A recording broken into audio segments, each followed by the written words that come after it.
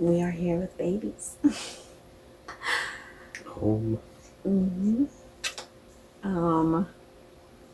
So yeah, babies came a little earlier than we expected. I really thought I was going to make it to 37 weeks. But they were 35 in 6 days. So 35 weeks are supposed to be, we live in a small town, we have a small hospital, they don't have a NICU here, and so 35 weeks was the cutoff. They told me that I had to make it to 35 weeks to have my babies here. So yeah, my water broke on a Monday. It was funny because I worked that morning. I went to work. A coworker of mine had told me that she thought I was going to have the babies by the weekend. She told me that, and I was like, well, maybe I need to start just thinking that maybe they could come earlier. And so I came home, and we kind of talked about that maybe these babies are going to come sooner. And Silas was very excited. He's wanted them to come, he's like, 37 weeks is too long. We just did our normal night stuff. We watched a movie, and then Silas was actually going to be away for the evening. He was working. So he was like, we watched a movie. Like about, I don't know, it was like 10:20, 10:30, and he was like getting ready to go to work. He like had his backpack packed. He was like finishing up. He was going to walk out the door in like 5 minutes. And my water broke. So he didn't walk out the door. He called in and said he wasn't going to be coming in. And I wasn't really expecting, because like water breaking is not necessarily, I think they say that only happens in like 30% of people's births. Like they're water breaking before they really start contracting. Anyway, so I called my midwife and told them that my water broke, and they said they wanted me to come into the hospital and get checked. It's baby time. My water broke, and so we are headed to the hospital. I'll be 36 weeks on Wednesday, and today is Monday. Almost Tuesday, because it's like midnight. So, babies are good to arrive. We shall see how things go.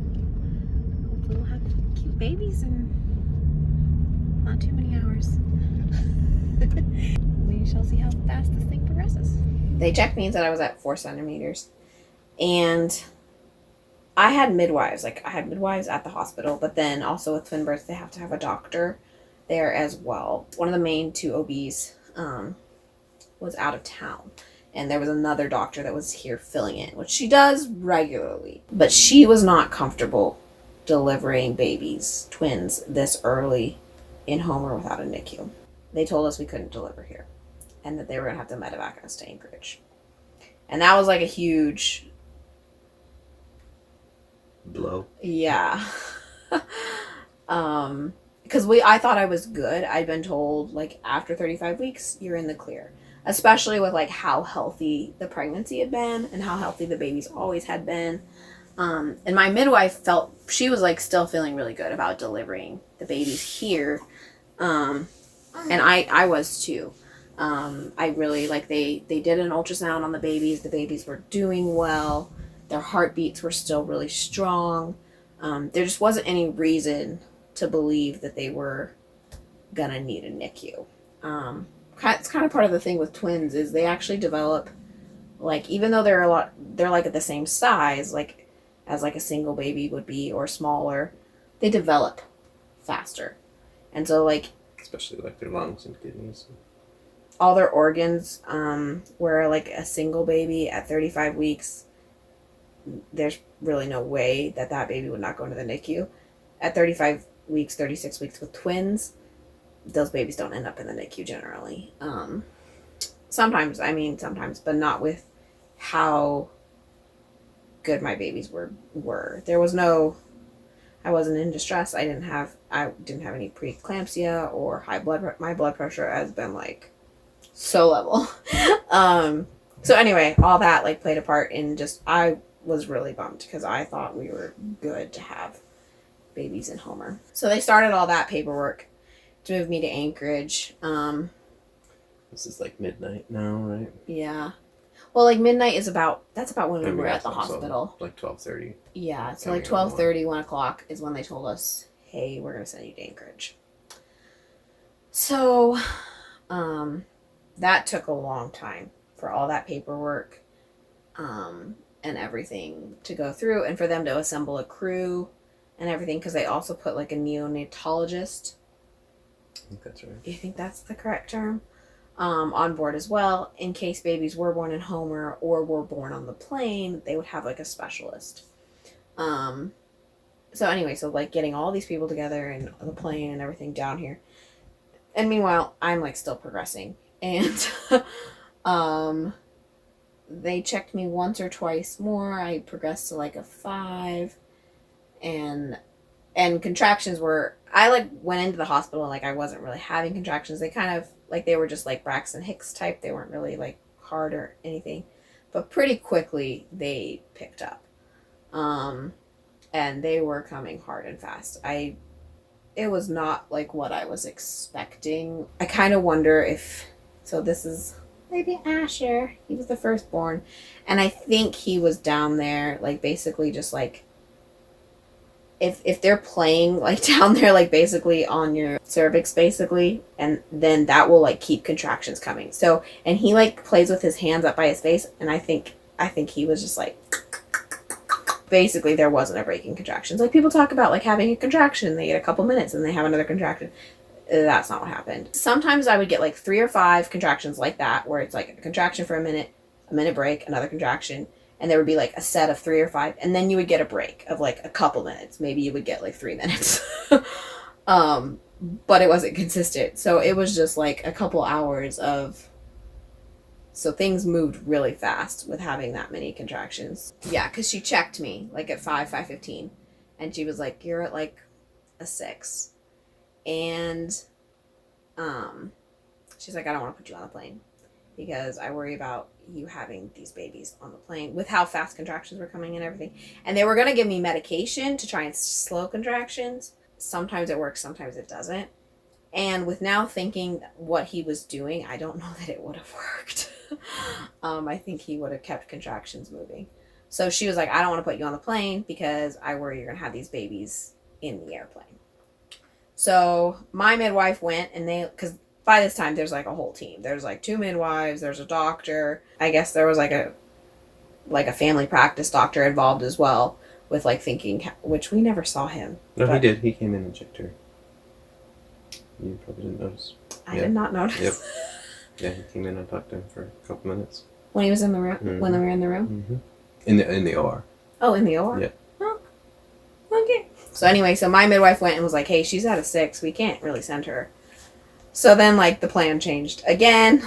People were coming in and being like, talking about stuff. And I'm like, I literally, I can't talk to you right now. Like, I don't get those, like, I wasn't getting like breaks to talk to people and be like, okay, what is it again? Okay, stop. Like, hold on, another contraction. Okay, what do you need me to decide? So yeah, we decided to stay here. Have to deliver in the OR. Which was not the original plan. They were going to let me not deliver in the OR, which is not typical. We have a really great hospital, even though it's like very small. They just have a very great natural mindset. Mm-hmm. But because they were early, because like all the doctors were concerned, they wanted us to deliver in the OR. Which, another thing, we weren't planning on doing fetal monitoring throughout this whole thing. We were just going to do like intermittent fetal monitoring. And because they were so early, I was on fetal monitoring the whole time. Or I don't know if they call it like me or them being on fetal monitoring, but that made it really hard.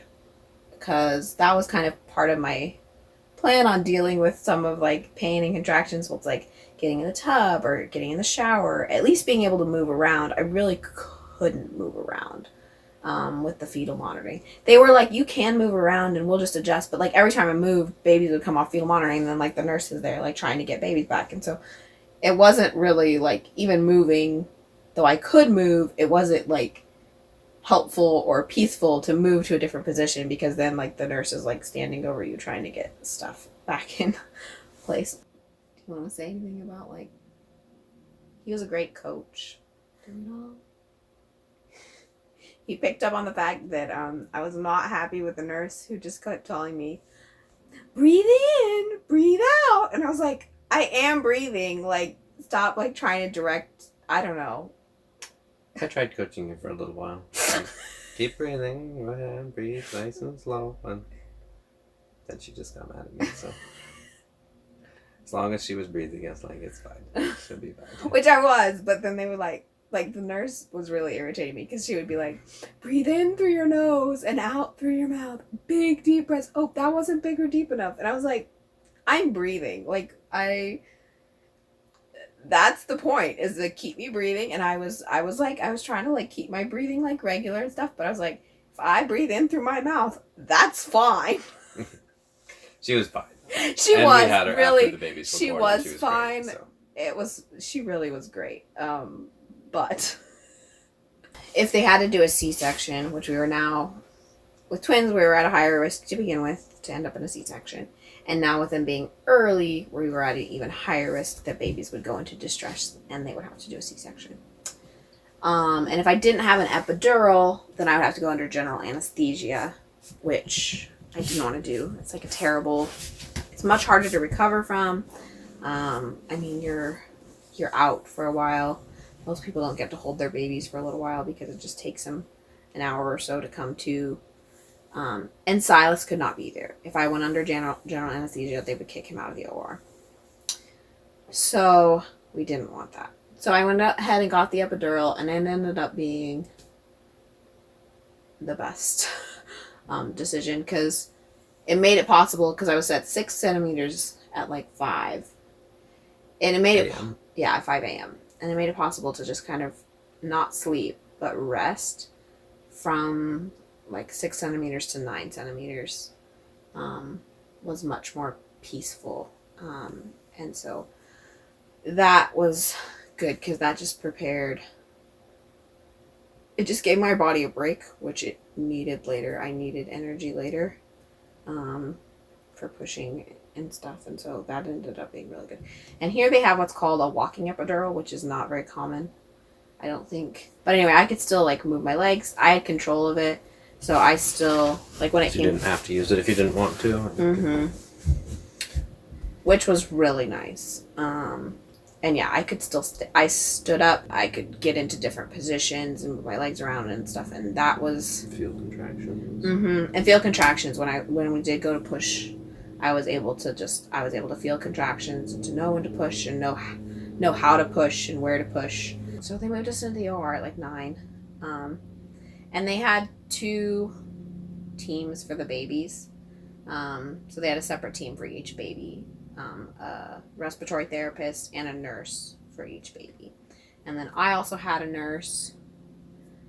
And I feel like there was 1 or 2 more nurses too. Mm-hmm. I'm not sure who they were assigned to. I don't think so. No? I think then it was just the 2 midwives and the doctor.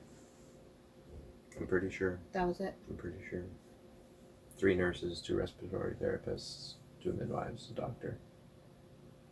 And then like all the people from Anchorage, people like in 10 the hall. People in the hall waiting. Yeah, all the people from Anchorage were in the hall, like in case they needed to come in or in case babies were born and then they needed to life flight babies or me. So yeah, it was busy. I found it very, like, some people like to like focus on something, like they like something in front of them. I found it like I closed my eyes because it was just like, in a lot of ways it was easier because then it was like I didn't really cognitively realize how many people were there, and so it was just like I was able to get into my own space and just like do what I needed to do, and not be distracted by all the stuff going on and stuff. So for the most part, like when it came to pushing and stuff, I closed my eyes. Sometimes I looked at Silas, or like every once in a while, like I would look at my midwife just for like confirmation of like what's going on. So yeah, I pushed for about an hour and a half with Asher, and then he came out. They put him on my chest right away. He was there for like 15 seconds before they pulled him off and checked him. He was doing pretty good though. So they brought him back to me within a couple minutes. He was just very alert and chill. So they were like, he's not crying. So let's get some movement in those lungs, make sure everything's good. But he was just wide-eyed, just... Yeah, he came out like with his chill. Eyes open. Yeah, that was like my favorite part. It was like, because yeah, for like the whole half hour, they were like, checking, but it was less than that, probably 15 minutes. We were checking him out. He was just like wide-eyed, just staring at me. I was just talking to him. He's just looking into my eyes. So I just brought him back and put him on my chest for a little while. Meanwhile, we broke my water for her, broke her water, and still contractions weren't really getting going. I mean, it had been like 30 minutes since he was delivered, so they gave me some Pitocin, and then they gave me some more Pitocin, and then things started getting moving, and I gave him back to Silas. But she was not wanting to come out. He was wanting to come out, I think, and this was not part of Bria's plan. I pushed for like 2 hours. So all in all, I pushed almost 4 hours, probably about 4 hours with the two of them, and then there was like a half-hour break between. So that's why I was so grateful for the epidural, because I don't think with him I would have been fine, but then with her, like the second delivery of like 2 hours pushing, I don't know that I would have made it. I don't know that. I think her heart rate would have started. Time. Yeah. And they were watching her heart rate all the time, and it was doing good, but towards the end there, it was getting lower. So I don't know how much more time we would have had. But she came out, finally. A little persuasion. I feel like with Asher, I didn't really talk to him, but with her, I was like, okay, come on, Bria. Like, you gotta get it together. You gotta come out. We're ready to meet you. So, so yeah, she did eventually come out, but they like immediately took her. She was really not breathing. When she came out, she popped her up on Leslie's chest for like just a second, and then we're like, no, and she's long enough for me to say, wow, her head is big, because her head is a little bit bigger than his. But at that point, it looked much bigger, because it would just been like squeezed and stuff, and they had to vacuum her out, and I think that just made her head much bigger. But anyway. Yep. So they took her away. She turned a little blue and not breathing really. So got her on the machine. I forget what I need to look up. No, because that's what they put her on after. They put her on the machine that actually like pushes air into her, and she was on that for like 10 minutes. Then they switched to the CPAP or whatever for like an hour, just helping her breathe. And she just slowly, I mean, yeah, her lungs were pretty crackly, and I think it was her right one. They weren't really hearing anything for quite a long time, and then just slowly everything just kept getting better. And they did like an X-ray of her lungs. Mm-hmm. They went ahead. And I think the pediatrician came in before that to take a look at her, and yeah, they decided to do the X-ray, make sure everything looked good, and that it took a little while to read that, but that cleared perfectly. Everything was looking great, and I just wanted to make sure the lungs were developed. But yeah, just sitting there with her for an hour, talking to her, telling her to breathe, and which was scary for me, because I was like he brought Asher to me, so then I had Asher on my chest. And then I like delivered my placenta and everything, and they were just making sure I wasn't bleeding out. But it was like really scary, because like I had still like stuff going on, but then like I couldn't tell what was going on with her, because it was just like this crowd of people, because it was like the respiratory therapist, her nurse, and then like another one or two more nurses. One of the two midwives was over there working on her too. So I couldn't see anything, and I could just hear Silas being like, okay, breathe. And like, and the respiratory therapist being like, okay, you need to breathe. I was like, what is going on? So that was a little scary, but eventually she got all good. We moved everybody to a room. She was still like on the CPAP at that point, but eventually they got her off, and I got to hold her. It was probably about 2 hours. So yeah, they stuck like the tube down into her stomach to make sure they didn't, or down wherever it goes, stomach, to make sure they're not pushing air down there too much. And so she had that for a while. It's just so hard to see like your baby with like, and they like measure, and like goes, they're like measuring this long tube, and then they just stuff it in there. I'm glad I wasn't there for that. It's pretty incredible. That's like crazy. It was hard enough watching them just take it out. But she didn't cry, really. Not too bad. But anyway, so she had a little bit of a rough start, but after they pulled her off stuff, she did really well. Like, they were coming in and checking, like, her heart rate, and breathing and everything like that. And she never worried anybody again, as far as that's concerned. We're dealing with some jaundice with both of them now. We actually ended up staying an extra day in the hospital than what was originally. Yeah, they thought we were gonna go home, but then they had some jaundice stuff, so we had to stay another extra day. Born Tuesday. And we came home Friday. So not a really long time for the rough start that we had and everything, but I don't know where the two of them fit. But, in the house? No, in my stomach. Oh. I know it's a small house, but they're only this big. No, they fit fine in the house. The house has been good. And we've had some people come over and meet them, and that has worked in the house too, so. Yeah, it was so interesting, like when her water broke. It was just like just out of the blue. It was like, wait, is this actually happening? And it's just crazy what the body is designed to do. And like, just because her water broke, then the body starts kicking in, and then contractions are happening, and like, this actually is happening and moving along, and 12 hours later we had babies. Which I was like, it's gonna be a long labor. That's what I thought. And Silas was like, from the very beginning, Silas was like, you're gonna have a short labor. I was like, I don't know, I think you're crazy. Which, I mean, I pushed for forever, but like, I mean, the whole process that was not very long. Especially from thinking babies were coming in like 2 weeks to then we have babies in 12 hours. Mm-hmm. So this is Bria. She looks even more yellow with the yellow outfit. She's actually not that yellow anymore, but. And that's Asher. But yeah, they don't really look at all alike.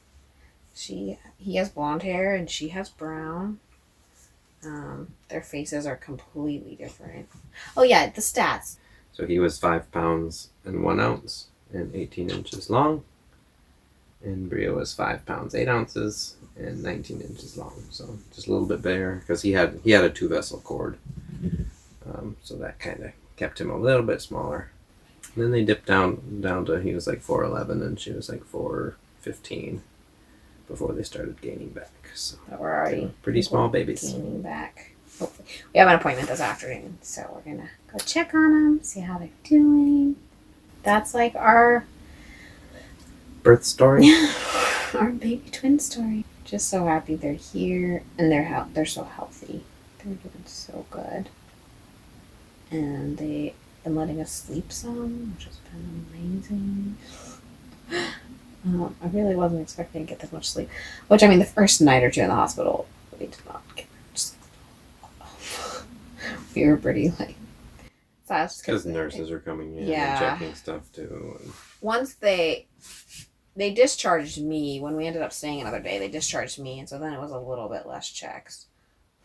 One less person they have to check on, but yeah, what would you say? Your brain is just foggy? Yeah, because labor started after a long day already and then went all night. So we were up for 36, probably more than that, 40 hours or something. With no sleep. And so the next 2 days were just constant fog, in the back of your brain. I had moments of fog. It was not it came and went, but which I think overall you had it was more pretty than foggy. Me. I was I feel like I was so hyped up on adrenaline those first couple days. It just was I was just whoa, whoa, whoa. I mean, I was sleepy, but it was better too. Yeah, when stuff was happening during the day, it was better. And but at night, it was hard. You try to sleep for a few minutes and then have to wake back up, and that just not all there. Okay. We gotta feed these babies and go to an appointment. So. Okay.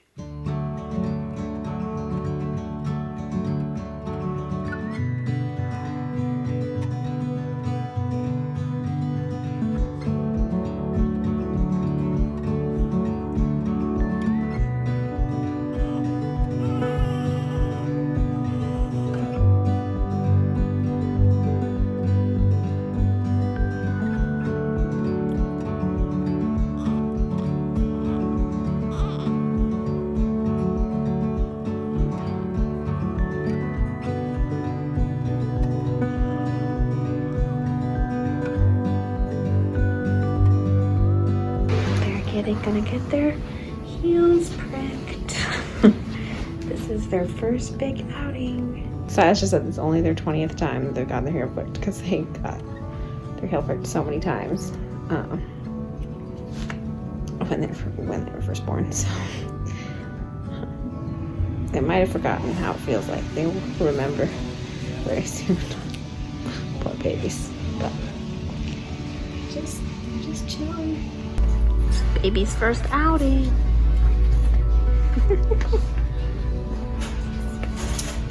Shop for printer ink. Very exciting. We just got done with our second midwife appointment this week. Now we're like sitting in the sun, having a little picnic in the garden.